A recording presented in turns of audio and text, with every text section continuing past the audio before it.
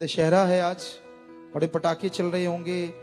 सिर्फ पुतले में पटाखे नहीं चलते, जुत्तम पेल भी होता है, चित्रों के भी पटाखे पड़ते हैं, डंडों के पटाखे पड़ते हैं, बोतलों के पटाखे पड़ते हैं। और बुराई तो बेहद सर चढ़ के बोलती है। जितने भी ये कर्म हो रहे हैं, आपको और क्या साक्षात्कार चाहिए, क्या प्रमाण चाहिए?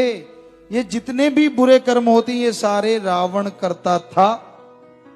और दशहरा इसलिए मनाया जाता है कि इस दिन रावण की मृत्यु हुई थी। बड़ी हैरानी है। आप सोचिए, आप देखिए कि आज लोग राम जी के पथ पे चल रहे हैं या रावण के। तो भाई, आप मालिक के प्यारे, सासंगत मालिक की प्यारी जो राम जी के रास्ते पे चल रही है, और 100% दृढ़ता से चलोगे तो लाखों % मालिक की खुशियां भी आपकी उड़ी कर रही हैं। इस त्योहार को इस तरह से मनाओ कि आप अपने मालिक के और करीब आ जाओ। बिल्कुल ना टेंशन लो। आपका मन हावी कोई बुरा कर्म कर बैठे, फिर क्या, आदमी से गलती होती है, पर उसे छोड़ दो, पर्ण करो कि हाँ भाई, ये बुराइयों ने मुझे मालिक से दूर किया, ये बुरे कर्मों ने अल्लाह से, वाहिगुरु से, राम से दूर किया, मैं जिंदगी में ये बुराइयां नहीं करूंगा। सुमरण करो तो ये त्योहार का असली मजा तभी आना शुरू। प्यारी साध संगत जियो, ये कलयुग का भयानक समय है, और इस भयानक समय में मन इंद्रियां बड़े जोरों पे हैं। हर इंसान आज इतना चतुर चालाक, इतना होशियार अपने आप को मानने लगा है कि भगवान को तो वो कुछ समझता ही नहीं। उसे लगता है कि जितनी अकल, जितनी समझदारी मालिक ने मुझे बख्शी है, शायद ही कोई दूसरा ऐसा जन्मा हो। पर यह भ्रम है, गलत फहमी है। उस मालिक ने सबको दिमाग दिया है, उस मालिक ने सबको अकल दी है, पर कोई ज्यादा इस्तेमाल करता है और कोई कम इस्तेमाल करता है। ये नहीं है सिवाय उन मंदबुद्धियों के जिनको ऊपर कर्मों की मार है। वो मंदबुद्धि ही पैदा हुए, उनको अगर छोड़ दे तो नॉर्मल इंसान का दिमाग बेहद बेहद जबरदस्त है। आज तक साइंस आदमी के दिमाग को सिर्फ 10-15% ही पढ़ पाई है, उससे आगे नहीं बढ़ी। और आज सुपर कंप्यूटर बन गए, मिसाइल बनी है, खात्मे का साजो सामान हाइड्रोजन बम तक बन गए। ये सिर्फ 5 से 10% इस्तेमाल करने से हो गया। अगर इसका ज्यादा इस्तेमाल किया जाए तो क्या से क्या नहीं हो सकता। आज दुनिया जो तबाही के रास्ते की तरफ जा रही है, काश सारे साइंटिस्ट इसलिए लग जाएं कि इंसान को ज्यादा से ज्यादा सुख कैसे मिले, ज्यादा से ज्यादा दिलो दिमाग में शांति कैसे आए, ज्यादा से ज्यादा शांत में रहते हुए आनंद में जीवन कैसे व्यतीत किया जाए। तो भगवान का नाम साइंटिस्टों को भी बहुत रास्ता दिखा सकता है। लेकिन जैसा शुरू से चलता आया है, इंसान के खात्मे के लिए साजो सामान पे रिसर्च ज्यादा होती है। इंसान के अंदर भूखमरी ना आए, इसको रोकने के लिए रिसर्च बहुत कम होती है। अगर ये रिसर्च कर दी जाए तो हम कहते हैं कोई दुखी रहे ही ना बाहरी तौर पे, और साथ में ईश्वर का नाम ले तो अंदरूनी तौर पे भी सुखी हो सकता है। होड़ मची हुई है इंसानों में एक दूसरे को नीचा दिखाने की। होड़ मची हुई है देशों में एक दूसरे से ज्यादा टेक्नोलॉजी लाके डराने की। होड़ बहुत कम नजर आती है इंसानियत सृष्टि के भले कमाने की, बहुत कम। काश साइंटिस्ट तबाही का मार्ग त्याग की उसी यूरेनियम में से, उसी तबाही की चीजों से भलाई की चीजें बना दें, तो हमें लगता है ये गाड़ियों के लिए पेट्रोल डीजल की जरूरत ही ना रहे, ये गैस सिलेंडर, ये साजो सामान की जरूरत ही ना पड़े, क्योंकि उन तत्व से बहुत एनर्जी पैदा की जा सकती है।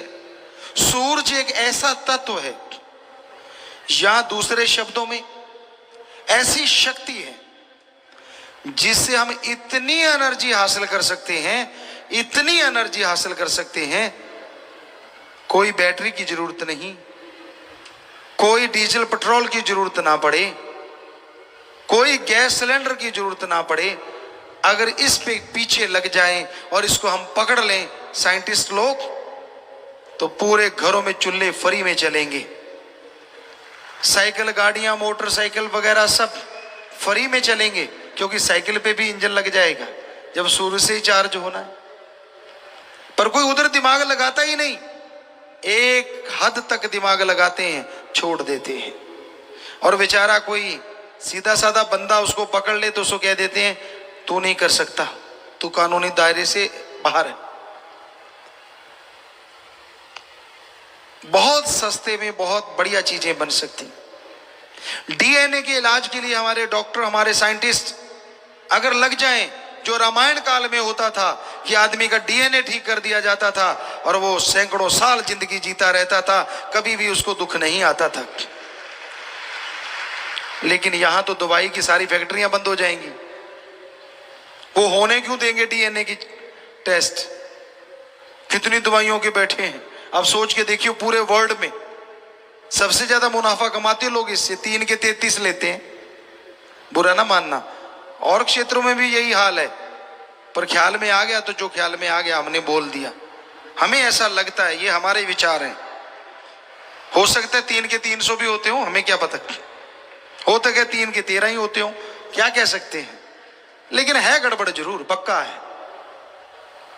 वरना एक ही दवाई एक ही जगह पे हमने देखी है, 3 रुपए की भी मिलती है और 30 रुपए की भी मिलती है। क्यों भाई?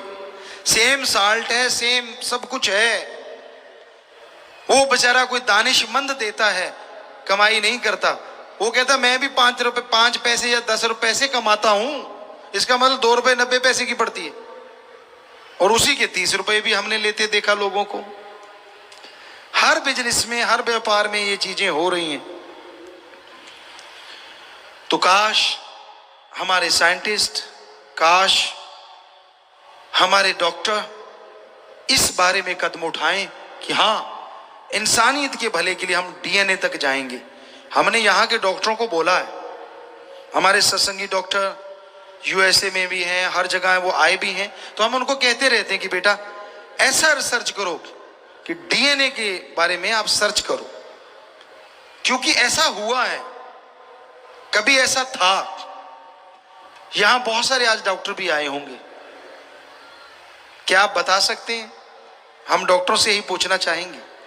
शाम को लोग तलवारों से लड़े, भालाओं से लड़े, यहां तक कि एटम की शक्ति का भी सामना करा, जख्मी हो गए बुरी तरह से, वो बेहोश हो गए, लेकिन अगले दिन तलवार लेके फिर लड़ रहे। कैसे? महाभारत का पढ़ के देखो, कितनी बड़ी साइंस थी तब। एक स्नेह लेप नाम था, कितना भी बड़ा जख्म हो, स्नेह लेप, कितना भी बड़ा जख्म, रात को लुगदी बना के भर देते थे, सुबह तक जख्म भर जाता था। क्या था वो? इंडिया में था। आप मर्रम देते रहते हैं कि झरीट 10 दिन तक ठीक नहीं होती, दे तेरे की ये ट्यूब लगा ले, वो ट्यूब लगा ले, ज्यादा है तो 2 इंजेक्शन चढ़ा ले। लो जी, जो इंजेक्शन से डरता वो बेचारा पहले ही नहीं आता, यार 10 दिन ठीक है अपने को। तो हम जरूर चाहेंगे कि आप जो कर सकते हो रिसर्च, वो जरूर करें। जरूर स्टेम सेल आपने ढूंढ लिए हैं, ये उसकी तरफ पहला कदम है। हमारे अकॉर्डिंग ईश्वर ने जो दिखाया, ये पहला कदम है डीएनए की तरफ। अगर आप बढ़ोगे तो स्टेम सेल अच्छी चीज है, बहुत पावर है, बहुत शक्ति है, थोड़े में बहुत कुछ है। गागर में सागर कहें तो गलत नहीं, लेकिन अभी डीएनए वाली चीज से आप बहुत दूर हैं। कहीं ना कहीं इस पे रिसर्च हो रही होगी, लेकिन उनको रोका जाएगा। पता है आपको क्यों? अगर डायरेक्ट डीएनए ठीक करने लगे डॉक्टर, तो फैक्ट्रियां सारी दवाई की बंद। जरा सोचिए कितना बड़ा मक्कड़ जाल है, और वो बंद क्यों करने देंगे? पर ये हो सकता है हम हमारे देश के विदेश के जो भी साइंटिस्ट हैं, जो इंसानियत का भला चाहते हैं, हाथ जोड़ के जरूर गुजारिश करेंगे कि वो डीएनए की तरफ कदम जरूर बढ़ाएं। अरे गरीब से गरीब, अमीर से अमीर, हर इंसान सुखी हो जाएगा। ईश्वर ने समय लिख दिया, वो तो भोगना है, लेकिन क्यों ना तंदुरुस्ती से भोगा जाए। ये पॉसिबल है। डीएनए से ही आदमी का वजन कम हो, ज्यादा हो, कुछ भी किया जा सकता है, कुछ भी। तो ये राम नाम में ही है सब कुछ। कोई समय ऐसा था जब राम नाम का जाप करने वालों ने ये चीजें ढूंढ ली थी। मर्त प्राय लोगों को एक सेकंड में जड़ी बूटी सुंघा के जिंदा कर ले देते थे और मरने नहीं देते थे। आप क्या सोचते हैं? आईसीयू में जाते हैं, वहां कितनी नड़ियां लगी होती, नलकियां लगी होती हैं। क्या आपको बताएं, उदाहरण दें, लक्ष्मण जी मूर्छित हो गए थे, कोमा में चले गए थे, और ये हो गया था कि वो मर्त प्राय हैं, लेकिन कहते उस वैद्य ने टाइम दे दिया, इतनी देर मैं इसकी बॉडी से प्राण नहीं निकलने दूंगा। उसने नहीं निकलने दिए। ये जड़ी बूटी ला दो, मैं पल में होश में ला दूंगा। वो जड़ी बूटी हनुमान जी लेके आए और पल में होश में लक्ष्मण जी ऐसे बैठ गए विदाउट एनी वीकनेस कि जैसे कुछ हुआ ही नहीं। क्या आज हम नहीं कर सकते वो चीजें? आप कहो जी रामायण तो होती नहीं थी, महाभारत होती नहीं थी, कल को आप कहोगे चंद्रमा नहीं होता था, सूरज नहीं होता था, आपका क्या कहना? क्यों? आप कहोगे कल पैदा हुआ है, जब आप जन्मे तभी चंद्रमा जन्मा, उससे पहले तो नहीं जन्मा आपके लिए। तो ये फजूल की बातें हैं। हम गारंटी देते हैं महाभारत भी हुआ और रामायण काल भी था, हम गारंटी देते हैं इस बात की।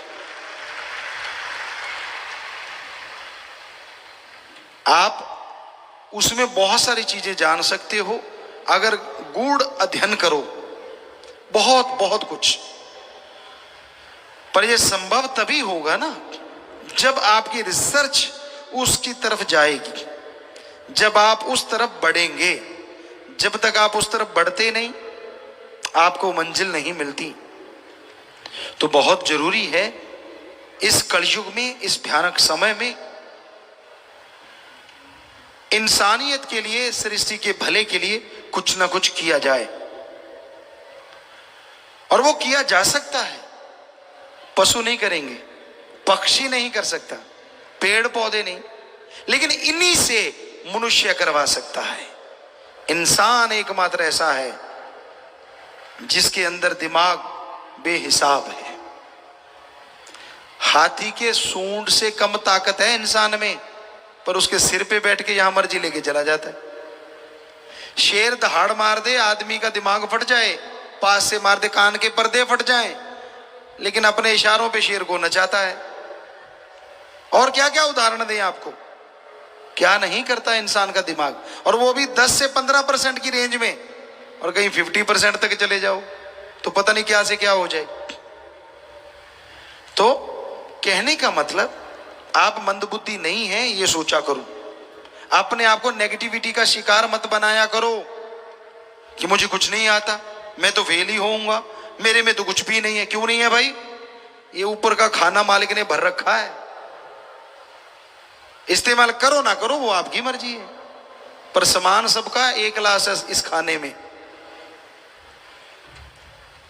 तो अब इस्तेमाल कैसे करते हो वो आपके ऊपर निर्भर है ना। तो आज के दौर में बहुत जरूरी है कोई परहित परमार्थ सोचे। इस दिमाग से अच्छी सोच लाया करो। संत पीर फकीर कभी किसी का बुरा नहीं सोचते। संत पीर फकीर कभी किसी का बुरा नहीं करते। जब आदमी के अंदर खोट होता है, आदमी के अंदर दोष होता है, पंजाबी में एक कहावत है, आपदा पाड़ा आपनों ही मार जाता है। मतलब जब खुद में कोई कमी होती है ना, उससे बचने के लिए जब वो संतों में कमी निकालने लगता है, क्यों किंतु परंतु जब शुरू हो जाती है तो वो अपने कर्मों की वजह से दुखी, बेइंतहा दुखी होना शुरू हो जाता है। अपने आप को बचाने के लिए हथकंडे अपनाता है, दूसरों का इस्तेमाल करता है। पर क्या आप जानते हैं कोई ऐसा भी है जो आपके दिमाग की बात आने से पहले पढ़ लेता है, जो बोलने से पहले जानता है आप क्या बोलोगे, और जो वीडियो बना रहा है आपकी लाइव कि हाँ ये बंदा ये कर रहा है, जो करता है सो भरता है। जितने मर्जी गप मारते रहो फकीर के सामने, जो मर्जी कहते रहो फकीर देखो, हाँ बेटा, अच्छा बेटा, अच्छा बेटा। फकीर ने क्या लेना भाई? पर आपको लगता है मैंने बुद्धू बना दिया। भूल जाते हो आपने अपने आप को बुद्धू बना लिया, क्योंकि वो राम है, वो अल्लाह है, वो वाहिगुरु है, वो गॉड है, वो ईश्वर है जो सबके अंदर बैठा हर पल हर क्षण का हिसाब रखता है। वो जानता है तू बंद कमरे में क्या करता है, वो जानता है दूसरे के कंधे पे रख के तू कैसे चलाता है। वो अनजान नहीं है। अरे तेरे जैसे अरबों बनाए हैं उसने, क्यों भूल जाता है? वो दिमाग को फिट करने वाला है। कई बार आदमी को लगता है यार भगवान है ही नहीं, तो क्या जो कहते भगवान है ही नहीं, आदमी जैसा दिमाग बना के दिखाओगे? आदमी छोटो आप कीड़े जैसा नहीं बना सकते, अभी तक तो बना नहीं। क्या आदमी का जो शारीरिक ढांचा है, क्या एक बूंद से या दो बूंद से ऐसे बन जाता है? तो आप बना के दिखाओ। नहीं ना, कैसे पॉसिबल है? कैसे होता है यह सब? कमाल की रचना करता है वो रचयिता। दो सगे भाइयों के हाथों के निशान अलग अलग होते हैं।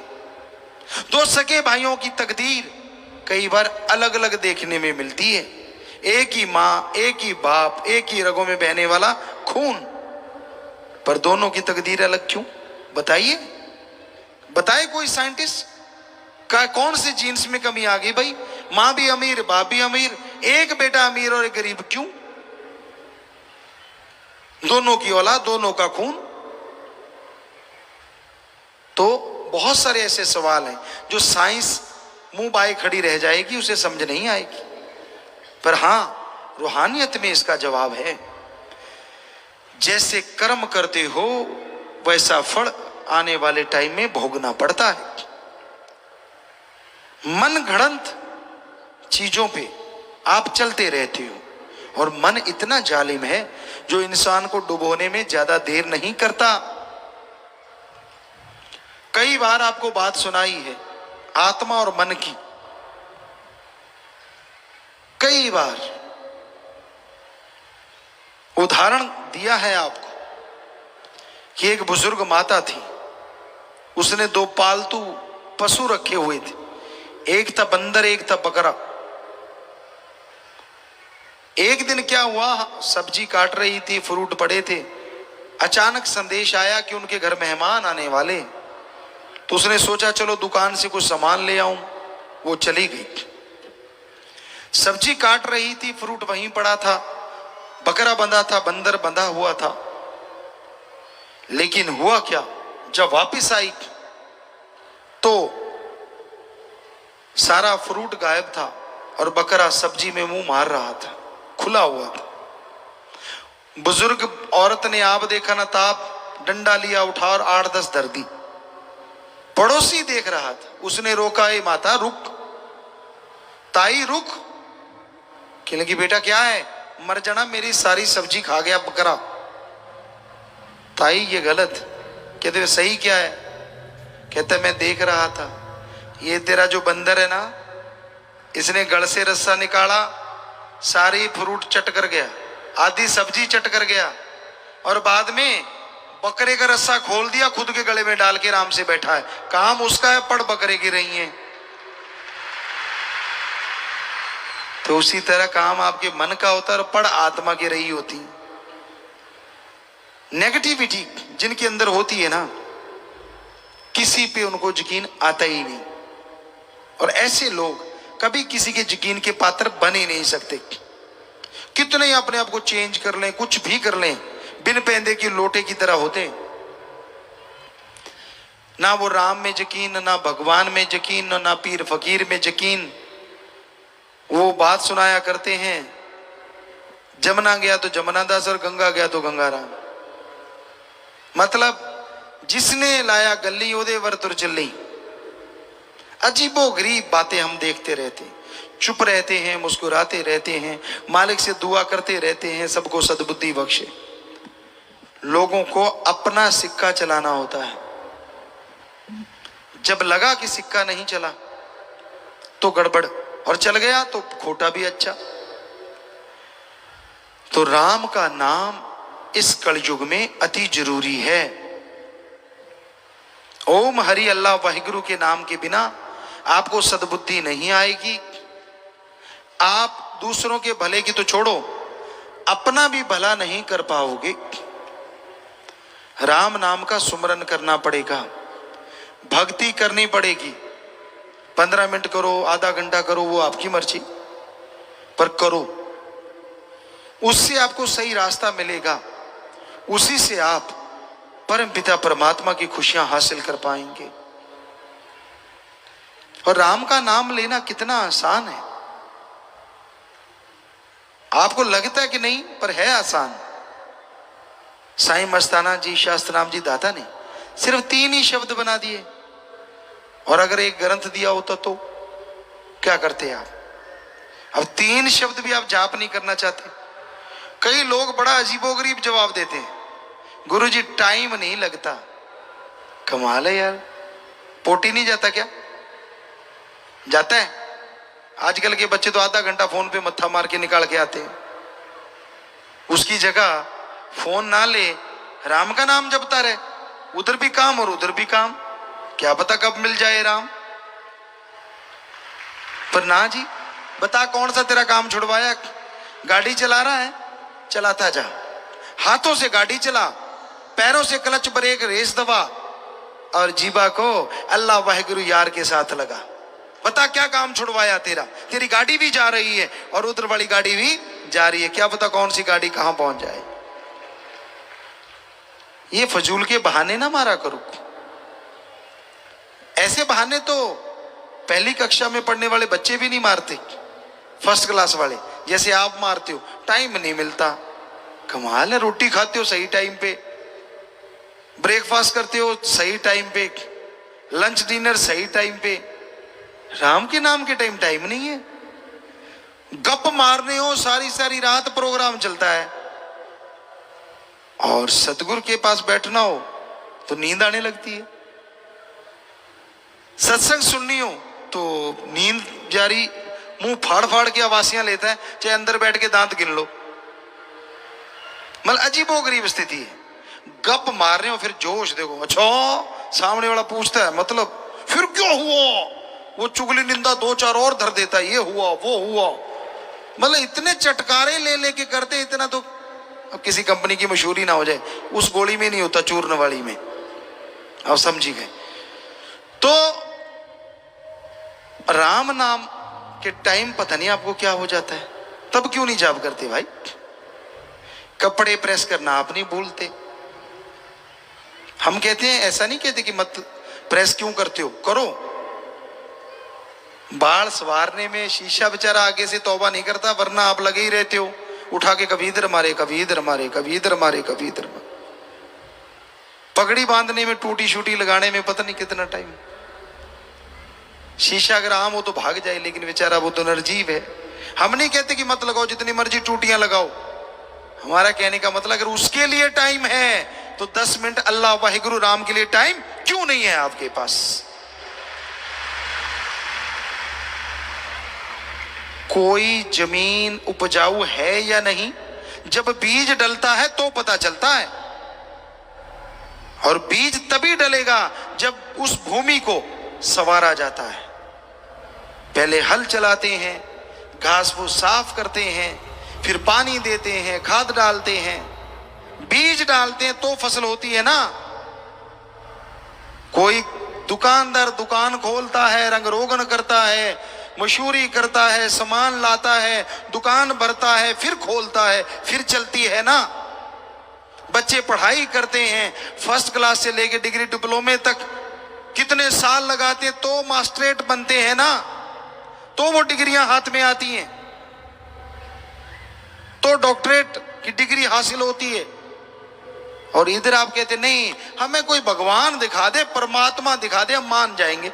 वाह भाई वाह, आप तो वो मूर्खों वाली बात करते हो कि कोई जाए और कहे बीज दे दे भाई, वो कहेगा ये ले 1 किलो, इसको डालना, तेरे 10 मन दाने निकल आएंगे। और आपको ना भाई, पहले 10 मन निकाल के दिखा दे किलो में से। हंसी आती है ना। तो फकीरों को क्यों ना हंसी आए जब लोग ऐसी बातें करते हैं। हमें तो भगवान दिखा दो, पकौड़ा है जो जेब से निकाल के तेरे हाथ पे रख दें। अरे छोटी सी डॉक्टरेट की डिग्री भगवान के मुकाबले, उसके लिए आप 20-24 साल लगा सकते हो, और परमात्मा के लिए एक पल्ली लगाए आपको दे दो जी। क्यों भाई, चट्टी पड़ी है भगवान को जो तेरे को दे दे? चट्टी तो तेरे को पड़ी हुई है जो 84 लाख जोनी भोग के आया है, जो दर दर ठोकर खा के अब तुझे इंसान का शरीर मिला है। तुझे चाहिए कि तू मालिक को मिले। मालिक को कोई किसी से नहीं मतलब, लेकिन है वो बहुत दयालु है, इसलिए अपने संत पीर फकीर समय समय पे भेजता रहता है ताकि उससे बिछड़े हुई उसकी औलाद उससे जाके वापस मिल जाए। पर अगर आप संतों से ही आगे निकल जाओ, पढ़ के कट जाओ, तो संत क्या करें? फिर भोगो अपने कर्म। संत एक हद तक दखल दे सकते हैं, उसके बाद चुप हो जाते हैं, क्योंकि संतों की भी एक सीमा है। वो समझाते रहते हैं, सत्संग में बताते रहते हैं, जो सुन ले अमल कर ले बेड़ा पार, ना सुने तो भाई कर्मों का पड़ता भार। संत बार बार कुछ ना कुछ बताते हैं, कुछ ना कुछ देते हैं। आप जितनी बार सत्संग में आते हो, चाहे 15 मिनट, चाहे आधा घंटा, चाहे घंटा सुनते हो नहीं सकता वो घंटा आपकी पूरी लाइफ को ना बदल दे अगर सुन के अमल कर लो तो। पर इधर से सुना और इधर से पार। कई बार ऐसा भी होता है, संत वचन करते हैं, वचनों को पता नहीं क्या से क्या बना के, उसकी गेंद बना के आप जाके घर में खेलते रहते, तेरे को का, मेरे को का, उसको का, उसको का। अरे यहां जितने बैठे हो सबको ही कहा, क्या हमने घूंघट निकाल रखा है कि इधर वालों को नहीं सुना रहे, उधर वालों को सुना रहे हैं? हम तो शरेआम बोले जा रहे हैं। ये तो इसमें क्या किंतु का क्या मतलब? अगर आपके जख्म है तो स्पिरिट लगेगा ही लगेगा, और जख्म नहीं है तो एंटीबायोटिक का काम तो करेगा ही करेगा। सीधी सी बात। कमी अगर आप में है तो घण जैसी चोट लगेगी, और कमी आप में नहीं है तो आप और संवर जाएंगे, लोहे से सोना बन जाएंगे। संत किसी दूसरे को थोड़ी ना सुनाते हैं। सत्संग में जो आएगा, बैठेगा, सुनेगा, जिसकी जैसी भावना, जैसी सोच हमारे पास आ रही है, अल्लाह राम हमें बता रहे हैं, हम बोले जा रहे हैं। माइक की क्या औकात अकेला बोल दे, इसमें जैसी फूंक फूंकेंगे वैसी आवाज आप तक पहुंचेगी। हम तो माइक हैं भाई, फकीर हैं, आपके सेवादार चौकीदार हैं।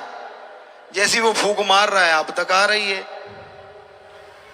तो सुन के अमल कर लो, ज्यादा एक्टिंग मत करो। अभी हम फिल्मों में काम करते रहते हैं आपके भले के लिए, तो वहां हम एक बात कहते हैं बच्चों को, ओवर एक्टिंग मत कर। यहां क्या बोले, सारे हीरो हीरोइन बैठे होते हैं, जब हम निगाह मारते जानबूझ के करते हैं पुत ज्यादा पता लगता है जो तू ऐ करते हैं कि छुपाई है। सो कहने का मतलब, पता तो हमें सब है, ऐसा फिक्र में ना रह जाना, पर जैसा तू वैसा चल, जैसा चलना चाहे चलता जा। हमने क्या लेना भाई? अगर तू ओवर स्मार्ट बन के चलना ही चाहता है तो चल, तेरी मर्जी। फकीर बुरा नहीं कर सकते सोच में भी, कर्मों से तो क्या करेंगे किसी का। लोग जल्दी भूल जाते हैं, ये अलग बात है। हमने देखा परमात्मा ने जिनको जिंदगी बख्श दी, उसे पता था कि मेरी इस पल मौत होती, उसे पता था सारी जिंदगी मेरा बर्बाद हो जाती, लेकिन वाह यार, वाह भगवान, वाह राम, वाह राम, वाह राम, वाह राम। जब ठीक हो गया कहता वाह राम, मैं सही हूं, अब तेरा क्या काम। खत्म, छुट्टी। बस इतने मतलब परस्त, भूल गए सब कुछ, और अपने आप को सही साबित करने के लिए गैरों का साथ। वो कहते हैं ना, लंडे नु खुंडा 100 को तो टक्कर दे, कहावत है एक पंजाबी की, क्योंकि मां भाषा जैसी होती है ना, वो बातें ज्यादा याद रहती हैं। तो लंडे नु खुंडा 100 को तो टक्कर दे, एहे जे नु गल करने वाला भी भज के लेंदा है। अच्छा तू सही कहना यार, बस हो गया काम शुरू। भक्ति शक्ति सब उड़ गई, पल्ले रह गई झूठी बातें। वही यार दोस्त, वही मित्र अच्छे लगते हैं जो हाँ में हाँ मिलाएं। कोई सच्ची बात कह दे बड़ा कड़वा लगता है, गड़बड़ लगती है कि यार मेरे को इसने सच क्यों बोला। कभी फकीरी की तकड़ी पे तोल के देखा करो, और हम आपको गारंटी देते हैं, यहां इतनी साथ संगत बैठी है, कोई एक बताए हमने कभी वचन करके या वैसे कह के किसी का बुरा किया हो, कोई भी। हम देनदार हैं कि हाँ भाई इसका बुरा हुआ, हमने कहा कि तेरा बुरा हो जाए, हो ही नहीं सकता। हाँ गुस्से में जरूर बोले होंगे किसी न किसी को, और वो राम अल्लाह वाहिगुरु जानता है उस गुस्से में क्या पता आपका पहाड़ कब राई बन गया, ये राम जाने। कैसे फिल्म दिखाएं आपको, कैसे कर्म काटते हैं वो भगवान, कैसे राम का नाम जपने वालों की सहायता करते हैं राम। देखना चाहते हो तो घंटा सुबह शाम सिमरण करो, सच का सच और झूठ का झूठ सामने होगा, दूध का दूध पानी का पानी। पर यह संभव तभी है ना जब सुमरण करो। आप तो ऐसे बंदों के साथ बातें करते हो जो ना सुमरण करते हैं, ना भक्ति करते हैं, ना सेवा। वो कहते हैं ना, एक कहावत है, आप डूबेंदे बामणा जजमान भी डूबे। ऐसे लोगों से बात करोगे तो भक्ति कहां से खिलेगी। वो तो कहेंगे हाँ यार तू यार छोड़ यार, क्या मिला तुझे, क्या हासिल हो गया तुझे। फकीर जो जिस काबिल होता है उसको वही चीज बख्शते हैं। फकीर कभी भी गलत नहीं हो सकता। उनको गलत कहने वाले के कर्म बुरे आ जाते हैं, शायद इसलिए वो बोलते रहते हैं। हम नहीं चाहते भगवान किसी का बुरा करे, सबका भला करे, सबका फायदा हो। ऐसा कहने वाले भी मालिक की दरगाह में बख्शे जाएं, यही मालिक से दुआ कर सकते हैं, बाकी उसकी मर्जी। फकीर गलत करता है। कईयों ने मस्ताना जी के टाइम बोला, फिर परम पिता शास्त्र राम जी महाराज है उसके टाइम बोला, आजकल भी लोग बोलते रहते हैं। ये तो चलती रहती है निंदा चुगली। लेकिन सोचा करो, फकीर गलत क्यों करेगा भाई? क्या उसने पहले गलत किया? पहले तो नहीं, अब करता है। आपको क्या पता क्यों करता है, आप जानी जाने। और जब सच्ची बात बताओ फिर कहते हो अगर ओहो ही कहना था तो वैसा किया ही क्यों। तो हमारा कहने का मतलब, आप किसी को बुरा मत कहो जब तक उसके बारे में जानते नहीं। जान गए तो भी बुरा ना कहो। क्यों? कल को वो अच्छा हो गया और आपने उसको दोस्त बनाया, अगर बुरा कहा हुआ है तो फिर क्या होगा। सच्ची बात कड़वी लगती है। कोई सच कह दे, हम रोज आजमाते हैं, कोई सच कह दे तो मिर्ची लगती है, और कोई लिपा पोती करता रहे तो वो अच्छा लगता है। तो भाई नेचर बदलनी चाहिए। फकीर सबका भला मांगते हैं, तरवर फल नहीं खाते है, सरवर पीवन नीर, परमार्थ के कारण संतन भयो शरीर। तरुवर पेड़ पौधे फल खुद नहीं खाते, सरोवर मीठे समुद्र या समुद्र पानी खुद नहीं पीते, सब दूसरों के लिए होता है, और वैसे ही संत सब कुछ समाज के भले के लिए करते हैं, पर्सनल उनका अपना कोई हित नहीं होता।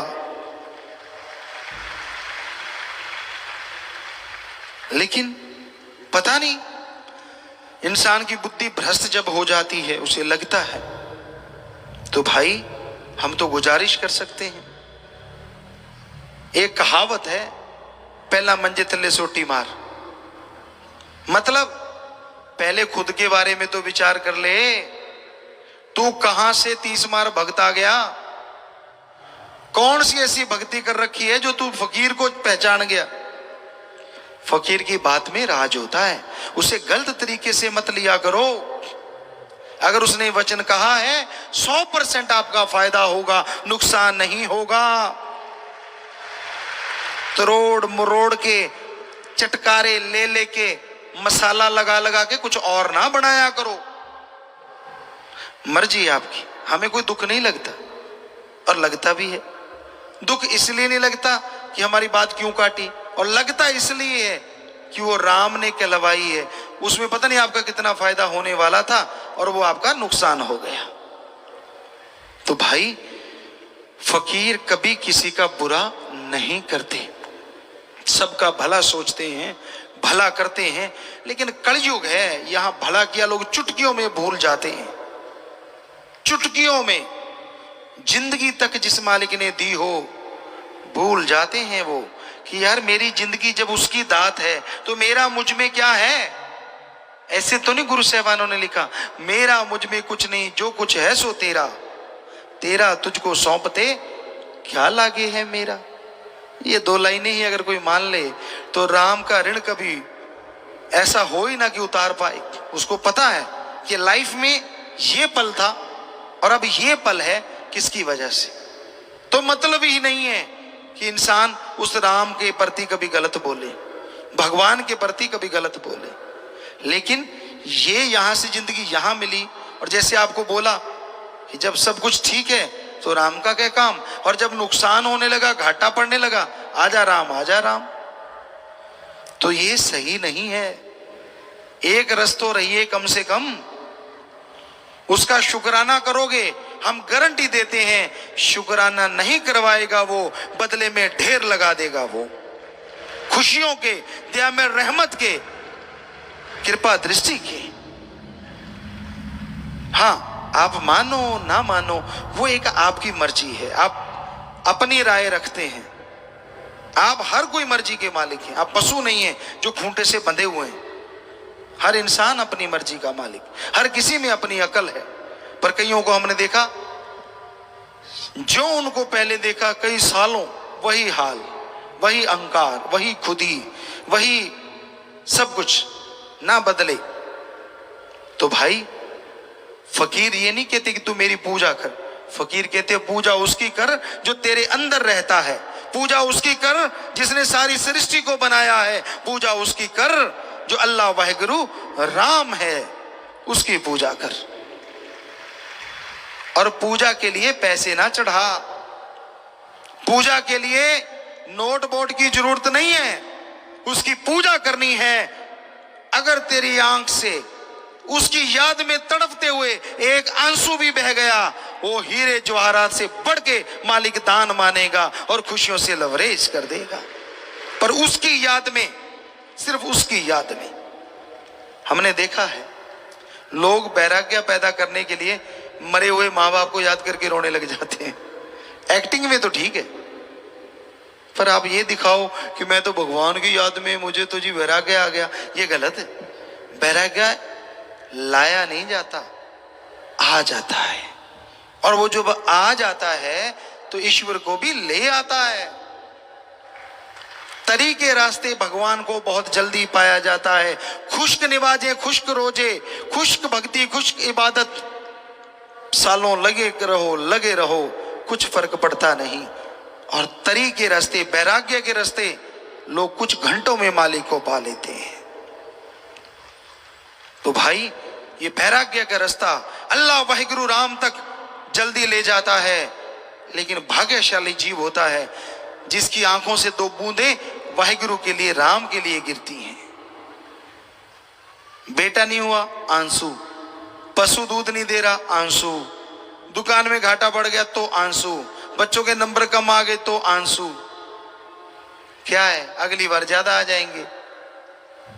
और तेरे आंसू से नंबर तो बढ़ने से रहे, ये तो यानी तेरे आंसू से 10 नंबर बढ़ जाएंगे, ऐसा तो है नहीं। तो जरूरी है, आंसू बहाना कुछ गलत नहीं होता, लेकिन उसका रास्ता सही हो तो ये आंसू भगवान से भी मिला देते हैं। वैराग्य अगर सही हो, ईश्वर का नाम लेते हो, सेवा करते हो, ये वैराग्य के रास्ते चल के लोग मालिक को जल्दी पा लिया करते हैं। भगवान का नाम सुखों की खान है, अच्छे भागों वाला, अच्छे नसीबों वाला। इंसान सत्संग में चल के आता है, कैसे होते हैं उसके अच्छे नसीब, अच्छे भाग्य। हमारे जितने भी धार्मिक पवित्र ग्रंथ हैं, सब में ये लिखा है, जिन पे कृपा राम की वो सत्संग में आए। कि जिन पे भगवान अल्लाह वाहिगुरु राम की कृपा होती है, वही इस कलयुग में सत्संग में आता है। हथाई करना, गपशप मारना, कोई वहां निमंत्रण पत्र नहीं देता, न्योंदा नहीं देता, फिर भी लोग भाग भाग के बैठते हैं सिर जोड़ जोड़ के। मेले मुजरे पे जाना, कोई नियमदा नहीं आता, फिर भी लोग भागे जाते हैं। सर्कस सिनेमा में जाना, पैसा भी देते हैं और फिर भी भागे जाते हैं। राम नाम से लोग कन्नी कतराते हैं। राम नाम सुनना हो, लोग आके हाथ भी जोड़ते हैं, चलो भाई सत्संग सुनो, चलो भाई राम का नाम सुनो, तो भी कहते हैं भाई देखूंगा। ले भाई देखेगा क्या, बस एहसान करता है, फिर भी मैं आऊंगा, चल तू इतना कहता है तो मैं आऊंगा।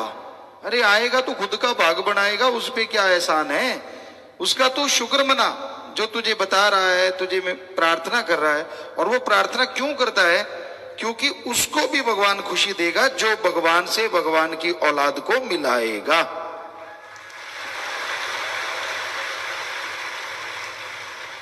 तो भागों वाले चल के आते हैं और सत्संग सुन के जो अमल किया करते हैं, उनके और भाग्य बन जाया करते हैं। आमतौर पे कहा जाता है, जो भाग्य में लिखा है वो ही मिलेगा, जो भगवान कहेगा वो ही मिलेगा। वाकई सच है, जो भाग्य में लिखा वो तो मिलेगा, लेकिन 84 लाख जोनियों में आदमी एक ऐसा शरीर है जो अपने भाग्य को बदल सकता है। जानवर, पक्षी, कीड़े मकोड़े, पेड़ पौधे, देवी देवता, कोई भी अपने भाग्य को नहीं बदल सकता। सिर्फ आदमी को अधिकार है कि वो अपने भाग्य को बदल सकता है। और भाग्य कैसे बदलता है? आदमी सत्संग सुने, सुन के अमल करे, संत जो वचन कहें उनको माने, तो भाग्य बदलता है। सिर्फ सुन के छोड़ देने से भाग्य नहीं बदलता, उसका पुण्य तो जरूर मिलेगा, आपकी आत्मा के खाते में जमा तो जरूर हो जाएगा, लेकिन ये नहीं है कि उससे आपका भाग्य बदल जाएगा। अगर आप भाग्य बदलवाना है, भाग्य बदलना चाहते हो, तो आपको संतों के वचन सुनने होंगे, सुन के फिर मानने होंगे। सुन के जो मानते हैं, सुन के जो अमल करते हैं, उनके ही भाग्य बदला करते हैं। संत ऐसा क्या कहते हैं जो मानना चाहिए? संत कहते हैं, तेरा असली जो काम इस दुनिया में है वो है भगवान का नाम लेना। ओम हरि अल्लाह वाहिगुरु गॉड, खुदा रब ईश्वर प्रभु परमात्मा भगवान मालिक, अरबों नाम है जिसके, पर वो एक है। उसका नाम जपने के लिए, हे इंसान, हे आदमी, तुझे भगवान ने यहां भेजा है, इस धरती पे भेजा है। क्या होगा भगवान का नाम जपने से? जीते जी गम दुख दर्द चिंताएं मिट जाएंगी और मरणोपरांत गम दुख दर्द सब दूर हो जाएंगे। गम दुख दर्द चिंताएं सब मिट जाती हैं, चिंता मुक्त हो जाता है आदमी। जीते जी मुक्ति मिले और मरणोपरांत मुक्ति मिले, इसी का नाम सच्चा मोक्ष। जीते जी गम दुख दर्द चिंता बीमारियों से, मरने के बाद आवागमन से। कोई आदमी कहे जी मैंने तो नाम लिया है, मेरे तो जीते जी बीमारियां तो खत्म हुई नहीं, टेंशन तो खत्म हुई नहीं, समस्याएं तो खत्म हुई नहीं। क्या तू घंटा सुबह शाम नाम जपता है? क्या तू संतों के वचनों पे अमल करता है? कर, लिख के गारंटी ले ले, जीते जी गम दुख दर्द चिंताएं सारी मिट जाएंगी। कहता नहीं, नाम नहीं जपा जाता, वो तो आप ही जपो। तो फिर कर्म भी आप ही भुगतो। बताओ क्या किया जाए? संत तरीका बताते हैं। डॉक्टर कहता है तेरा जख्म है, इसको इस मरहम लगा ठीक हो जाएगा। कहता नहीं, मरहम थे ही लगाओ। तो डॉक्टर मरहम लगाएगा, जख्म तेरा किया भर जासी भाई बोल। तो बात वही है कि राम नाम तो खुद को जपना पड़ेगा। जपोगे तो गम दुख दर्द चिंता परेशानियां जीते जी 100% खत्म होंगी और मरने के बाद मुक्ति मिलेगी, इसका आपको अंदर से भगवान यकीन दिला देंगे, आपको दिखा देंगे। तो यही जरूरी है, संत के वचन सुनो और अमल करो। जब तक जीव मानता नहीं, उसे वो खुशियां नहीं मिलती जिसका वो अधिकारी है। उसे वो भगवान के दर्शन नहीं होते जिसके करने का मालिक ने उसको हुक्म दिया है या शक्ति दी है। बाकी शरीर तो सहन ही नहीं कर सकते भगवान के नूरी स्वरूप को। एक मनुष्य शरीर है जो भगवान के नूरी स्वरूप को सहन कर सकता है, पर ये सुमरण करेगा तभी सहन करने के काबिल बनेगा, वरना ये भी सहन नहीं कर सकता उसके नूरी स्वरूप को। कई कह देते हैं ना, चलो हम तो नहीं देख सकते, भगवान ही दर्शन दे दे। कहते मूसा ने सुई के नक्के में से, सुई का नक्का मतलब इतनी सी जगह जो दोनों उंगलियों चारों के बीच में है, सुई का नक्का जिधर धागा डलता है, उतनी सी जगह में से, मतलब उतना अल्लाह का नूर देखा था और वो कोमा में चला गया था। इतना ज्यादा नूर था, इतनी ज्यादा खुशी थी कि उसे झेल नहीं पाया। उसके बाद अल्लाह ने कहा इबादत किया कर, फिर तुझे नजारे दिखाऊंगा। फिर इबादत की, फिर नूरी स्वरूप नजर आया। तो लोग कहते भगवान तो है, उसको किसने रोका, वो दर्शन क्यों नहीं देता? भगवान ने आपको पागल बनाना है क्या सबको? वो दर्शन देता जाए और सारे के सारे पागल झेल ना पाए, दिमाग उड़ जाए, तो फिर कहोगे भगवान को तो पता था, उसने क्यों दिए दर्शन? छोड़ना तो है नहीं उसको, अपने पे तो बात लेनी नहीं। पहले की देता क्यों नहीं, फिर दिए क्यों? तो इसलिए उसको सारा पता है आप क्या क्या बोलोगे, देता ही नहीं वो, जब तक आपका शरीर उसके काबिल नहीं बनता। और काबिल बनाने के लिए लोग आते हैं सत्संग में, काबिल बनाने के लगाते हैं संत सत्संग। सत्संग सुनो, नाम ले लो भाई, नाम लेके उसका जाप करो भाई।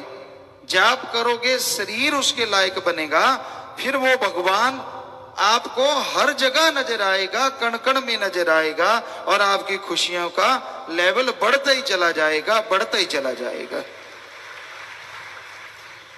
तो सुमरन तो करना पड़ेगा। सुमरन नहीं करोगे, मन का नहीं भरोसा।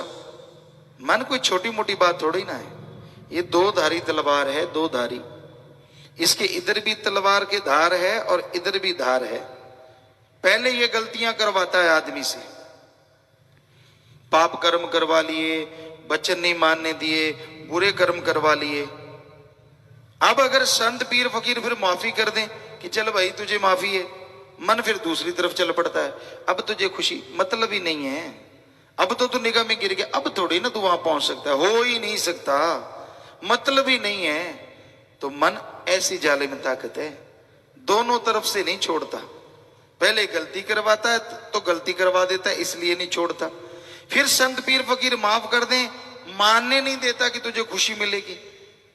तो संत पीर फकीर अगर माफ कर देना, भगवान भी उसे नहीं रोकता, वो माफ कर देता है कि जब फकीर ने कर दिया मेरी तरफ से भी माफ। वो कहते हैं भगवान की बांधी भक्त छुड़ावे। भक्त की बांधी कौन छुड़ावे? भगवान यानी भगवान अगर कोई ऐसा कर भी देना भक्त को, तो संत गुरु जो होते हैं वो मालिक से दुआ करके भगवान के शराफ को खत्म कर देते हैं।